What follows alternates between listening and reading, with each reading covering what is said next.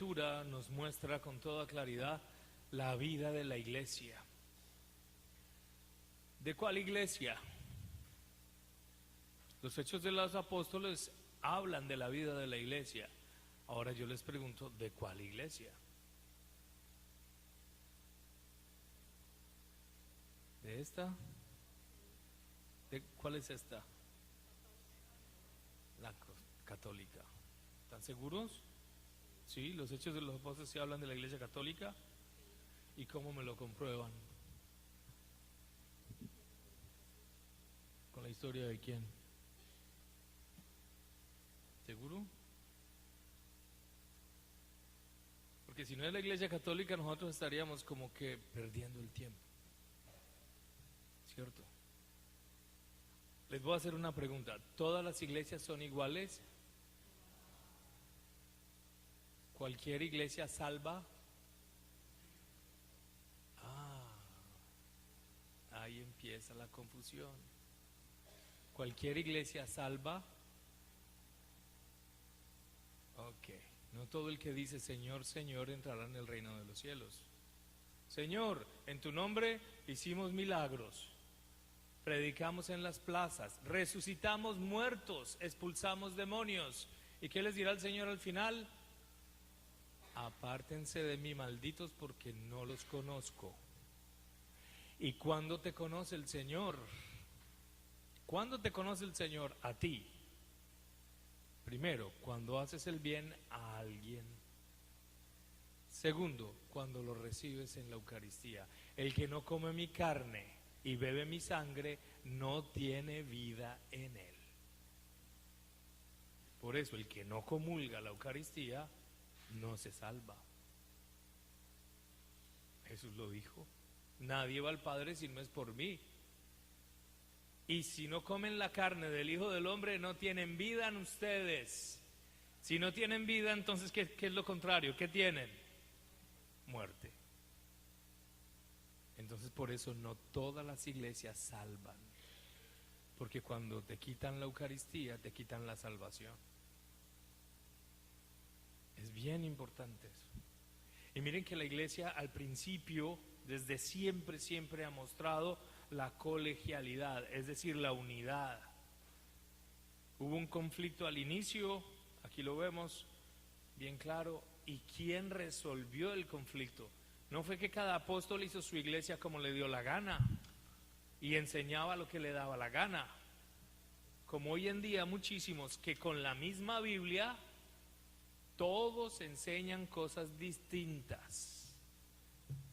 ¿Cómo va a ser que con la misma Biblia enseñan cosas diferentes los unos de los otros? Porque hay confusión, porque hay engaño, porque hay mentira, porque están perdidos.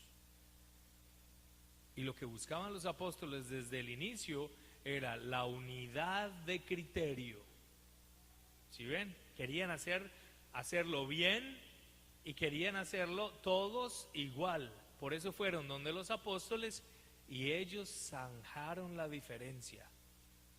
Ellos determinaron en oración, por eso dicen, el Espíritu Santo y nosotros hemos tomado esta decisión. Y así la iglesia se fue adoptando de manera colegial. No era que cada cual interpretara las escrituras como quería y entonces armaba otra iglesia que enseñaba algo distinto. La unidad. Y esa unidad es lo que hace de nuestra iglesia una fortaleza. Una fortaleza. ¿Fortaleza de quién? Del Señor. ¿Contra qué? Contra todos los ataques del demonio que hay adentro y afuera. Sí.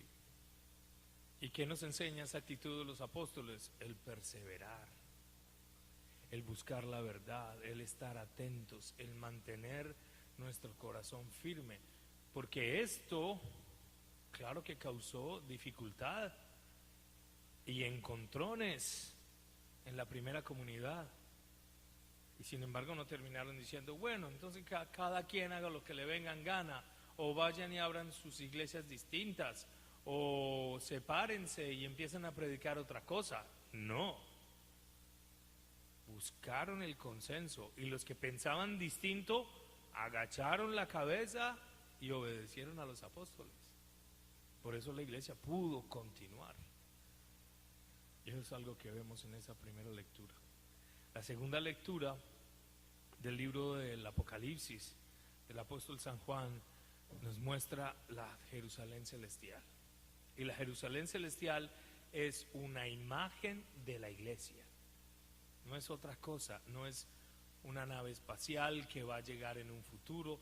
Esta nueva Jerusalén es la iglesia, y miren cómo la describe: 12 puertas monumentales, 12 ángeles, los 12 nombres de las tribus de Israel, al norte, al sur, al este y al oeste. ¿Qué quiere decir? Que la iglesia es universal, que es a todos los puntos cardinales y que tiene entrada para los del norte, los del sur, los del este y el oeste. Es decir, todos caben en la iglesia y tienen entrada.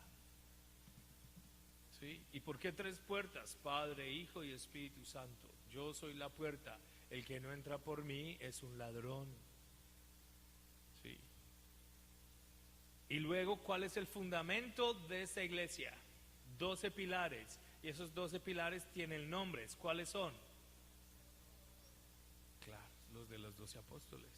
Por eso decimos que la iglesia es una, es santa, es católica, es decir, universal para todo el mundo, y es porque está fundamentada sobre los 12 apóstoles.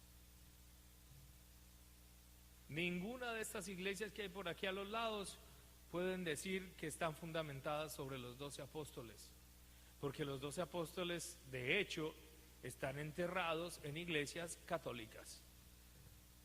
¿Por qué los enterraron en iglesias católicas? Pues porque eran católicos y siempre lo fueron. Por eso. Esa es una simple y sencilla prueba arqueológica. ¿Dónde están las tumbas de los 12 apóstoles? En iglesias católicas. Entonces Juan nos dice: esta es la morada de Dios con los hombres. Es la iglesia el lugar donde Dios nos encuentra. ¿Y qué es la iglesia? El templo de Dios. ¿Y quién es el templo de Dios? Nosotros somos el templo de Dios. Nosotros somos el templo de Dios. Desde el bautismo, Dios Padre, Hijo y Espíritu Santo viene a habitar en nosotros. Entonces, cuando estamos así juntos, en unidad, 2 o 3 reunidos en el nombre de Jesús, aquí está Jesús, está presente. Y vive y habita en nosotros, está en nuestro corazón, es una realidad. Somos el templo de Dios, somos la iglesia, somos el cuerpo del Señor. Y esto nos da plena entrada para entender lo que nos dice el Señor en el Evangelio. El que me ama. Y empezamos bien, porque es que la relación con Dios no es una relación de cumplimiento. No es que tengo, es que me toca, no. En la iglesia católica todo es en plena libertad, todo es en plena libertad.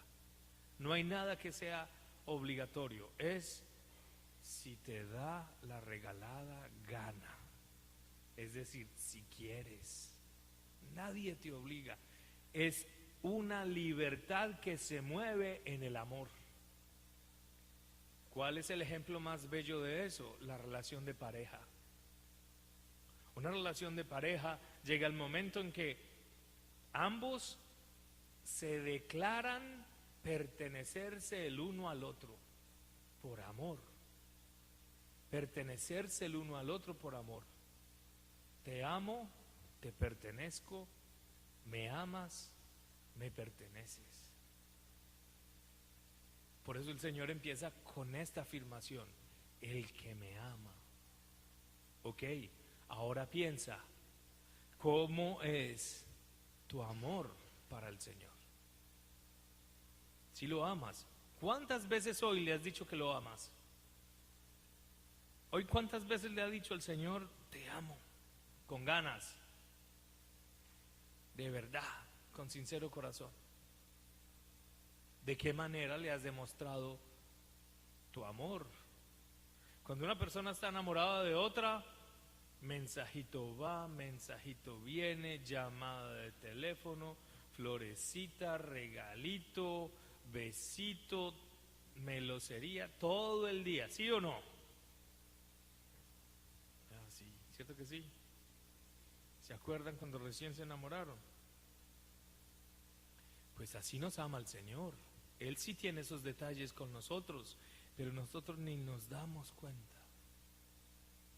El que me ama cumplirá mi palabra y mi Padre lo amará y haremos en él nuestra morada. Miren qué bello. Ya no son 4 paredes, ya no es el templo de Jerusalén, ya es nuestro corazón. Allí es donde vive Dios. Y si Dios está con nosotros, ¿quién contra nosotros? Y si tenemos a Cristo en el corazón, todo lo puedo en Cristo que me fortalece. El Padre lo amará y haremos en él nuestra morada, es decir, Dios vive en mí. El que no me ama no cumple mis palabras. Y es que obras son amores y no buenas razones, siempre se los repito.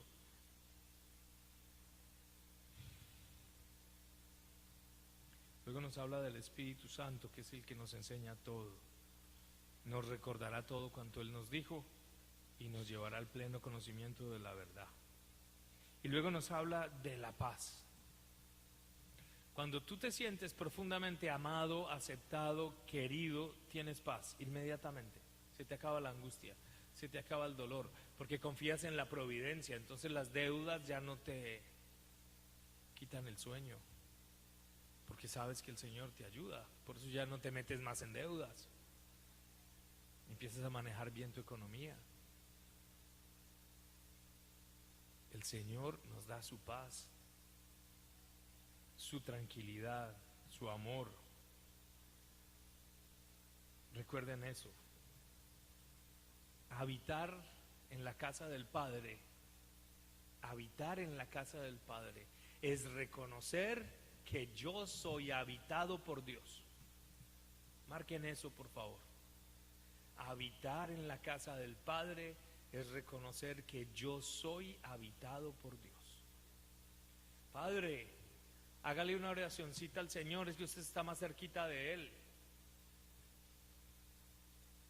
Si Él está en tu corazón, ¿cuál más cerquita que yo estoy de Dios? Si Él está en tu corazón, ahí está el Señor.